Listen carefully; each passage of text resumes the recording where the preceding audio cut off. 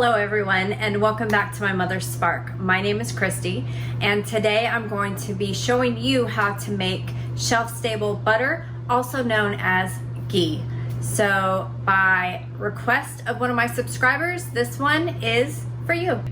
So today, as I said, we're gonna be making ghee, and for those of you that are not sure what ghee is, it is actually a purified butter that is shelf-stable.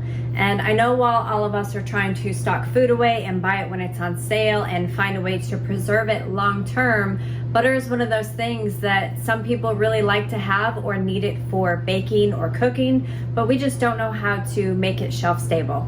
So we're gonna be going step by step on how to do that. And ghee is actually very, very good.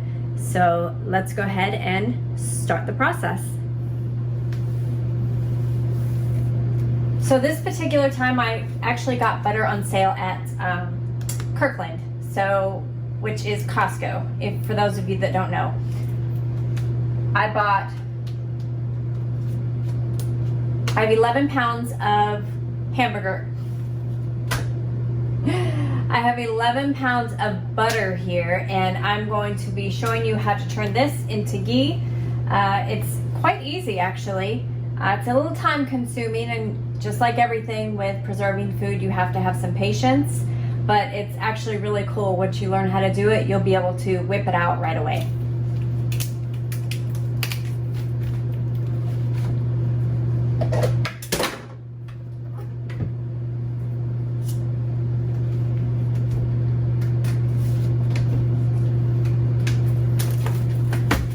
Now the first thing that you want to do,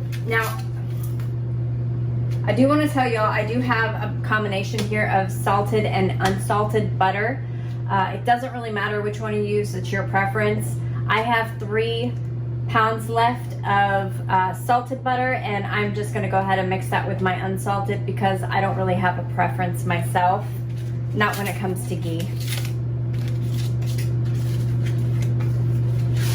And you want to just open them all up. I'm just dropping everything today. You want to open them all up and just get them into a fairly large pan or pot.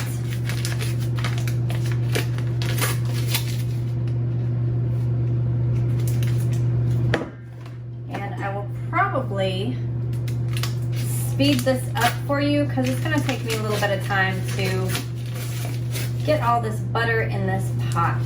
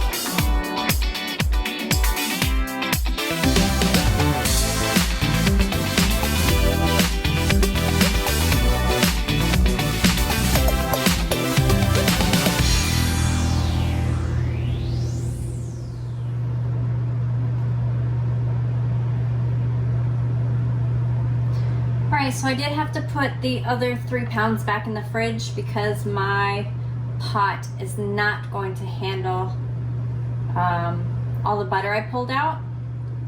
So now I'm just kind of slowly stirring it around to make sure all these sticks melt without making a huge mess. And this butter looks so yummy. If I had some crab legs, I would probably dip it in it right now because it really does look amazing. So we're just going to keep on stirring and letting it melt down. And then we will bring it to a nice, slow boil.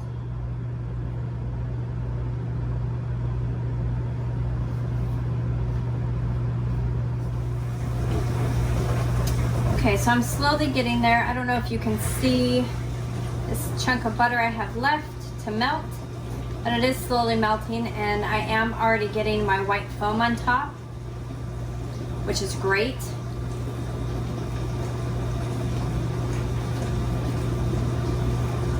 Now, butter when you buy it in the store has got dairy in it, and dairy is not something that is safe to can. And the reason for that is because it will create a bacteria that,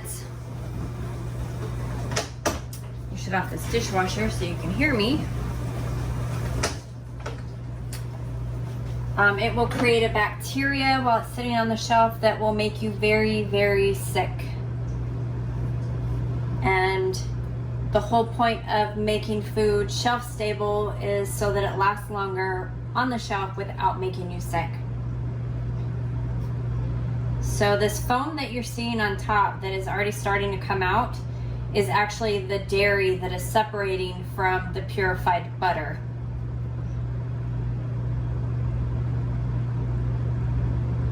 And some people throw this foam away. It is very salty, and I actually like to keep it because there are times that I do like a little bit of extra salt on my toast in the morning. So I'll keep it, and I'll put just a tiny bit on my toast for breakfast. Or you can also save this foam and put it in sauces, or use it for soup that you're going to eat for dinner that night, and salt it that way. Just give it a little bit of a different flavor. And this foam has, to me, it almost has like a nutty flavor. So it's like a salty, nutty, for lack of better words, flavor. And I actually quite like it.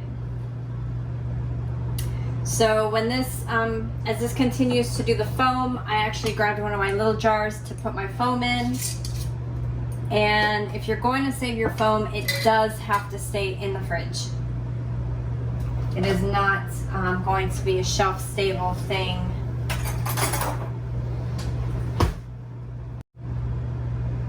So we can start scooping out this foam now.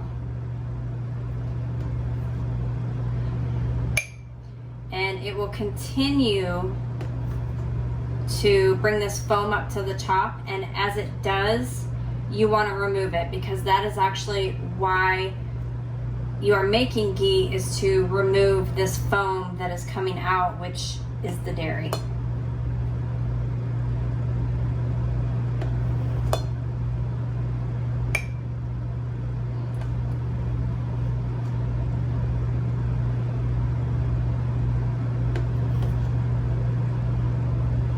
If I can get enough of this foam off, I will show you what your butter looks like before it is purified butter.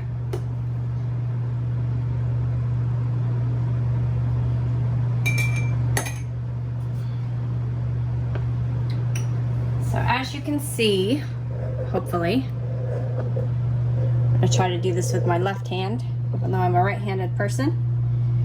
If I move the foam out of the way, you cannot see the bottom of the pan. It's just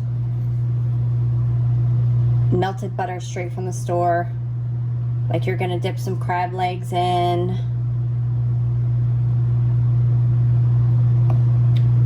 And when it's done, as you have patience and you let it continue to sit here and boil like this, it's gonna keep adding that foam to the top and separating the dairy. And then you'll be able to see, once it's done, the difference between what you're seeing now in the pan to what the purified butter looks like.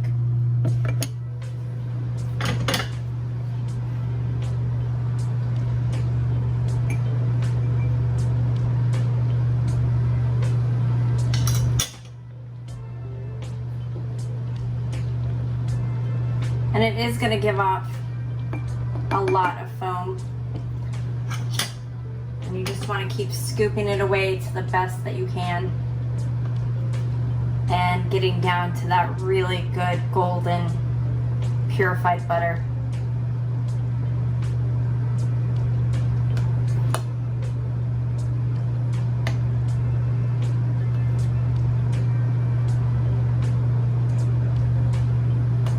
When you put this in the fridge, it actually is almost like a whipped, salty cheese texture.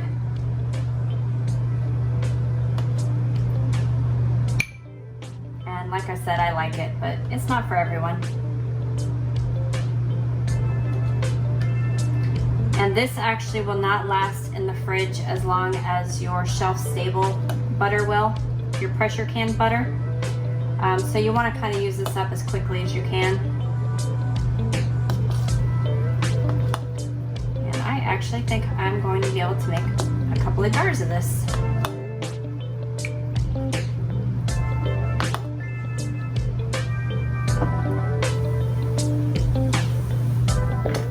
Alright, so this is the boiling that you want, just a constant steady bubble, but not so high as to where it's going to burn the bottom of your pan.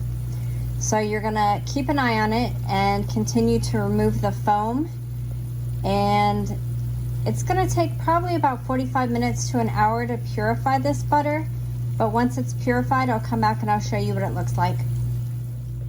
And this is what purified butter or ghee looks like in liquid form. Some people call it liquid gold. So now my jars are in the oven and they are heating up, and as soon as those are warm, we'll get to putting this ghee in a jar so that it's shelf stable. Alright guys, so I just pulled my jars out of the oven so they are good and hot. You want to make sure your jars are hot for sure with this project, because you are putting hot purified butter in them, and this is almost as hot as if you were to fry up some oil to do some deep frying. So you definitely want to make sure your jars are hot so that there's not a huge temperature change and they explode or break on you. And please be very, very careful doing this, because it will definitely burn you if it splashes, and burns are no fun.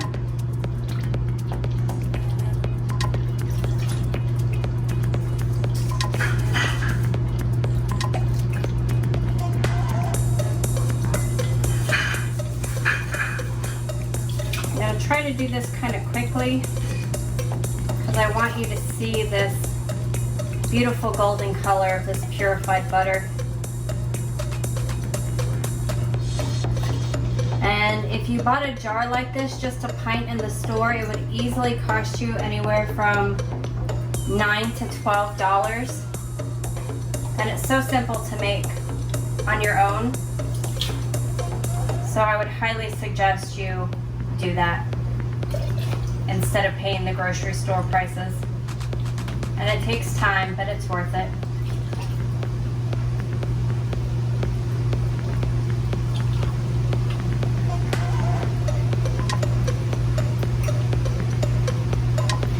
And just like everything else that you can, you want to make sure that you have 1 inch of headspace at the top.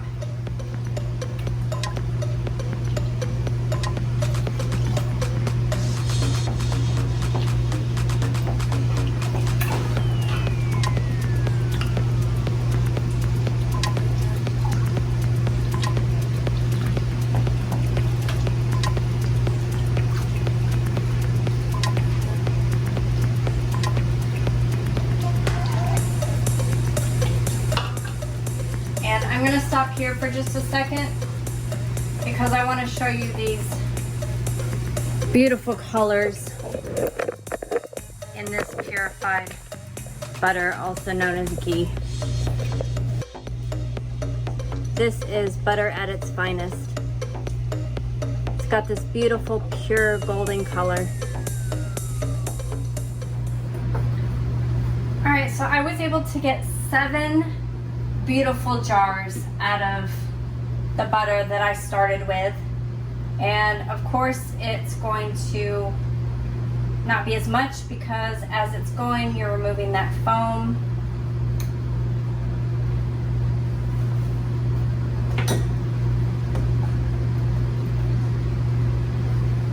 So we're gonna get these lids on and get them into the pressure canner for our normal 11 pounds for below sea level.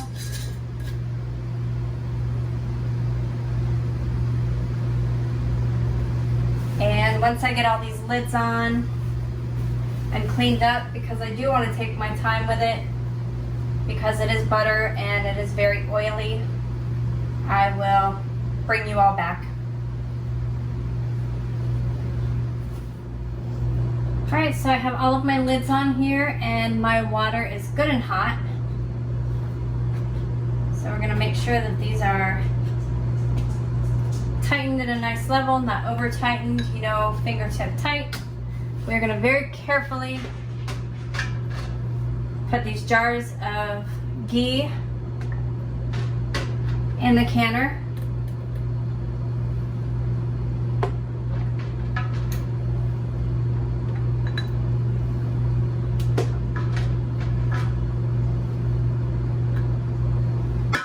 Oh, that was not careful. Don't do that. Sometimes being short makes things a little harder for you,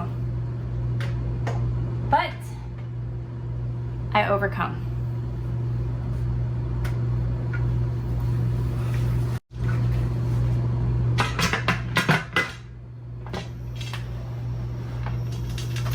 All right, you guys, you know the drill. We're gonna get the pressure gauge up to 11 pounds. Wait for a, I'm sorry, no, let me back up. We're going to get the steam steadily going. Once it starts going at a constant stream, we're gonna start the timer for 10 minutes and then we'll put our weight on. So we'll come back when it's time to do that. Here goes my steady stream and my 10-minute timer is going to start, and then we'll come back and put the weight on.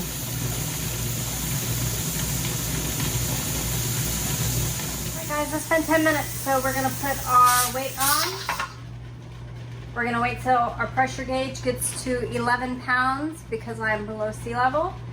And we are going to start our timer once it hits 11 pounds for 60 minutes. Once that 60 minutes is up, we'll shut everything off and let it cool down and pull them out and see how they look. We'll be back. All right, y'all, 60 minutes is up. We're gonna shut off our stove. We're gonna wait for our pressure gauge to get down to 0. We're gonna wait for our popper to go down. Oop, we're gonna wait for our popper to go down and then take our weight off here, and then we'll open it up and see how it looks. All right, guys, my pressure gauge is down to 0. My poppers went down. We're gonna open this up and see if they all sealed the way they should have.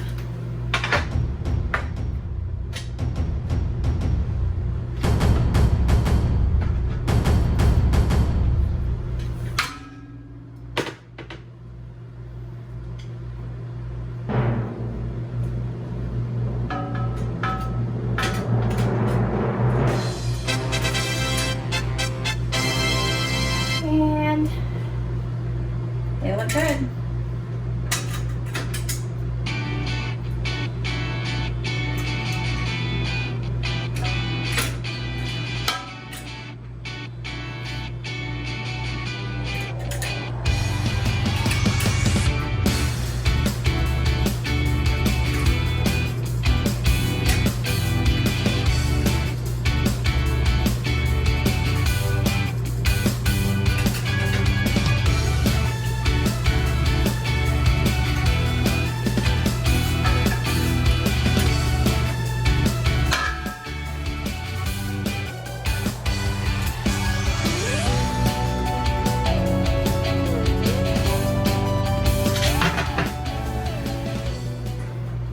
so as you can see, I have 7 jars, and I am going to let these cool tonight before I take these rings off. It is now 9:30 at night, so I will tomorrow morning take some pictures after these set, and I will post them at the end of this video. So as you can see, ghee is very easy to make. It is just a very long process, but definitely worth it. Definitely will save you some money, and I hope that you're not afraid to try it yourself. So my name is Christy, and I am my mother's spark, and you all have a blessed day and a very good night. Bye-bye.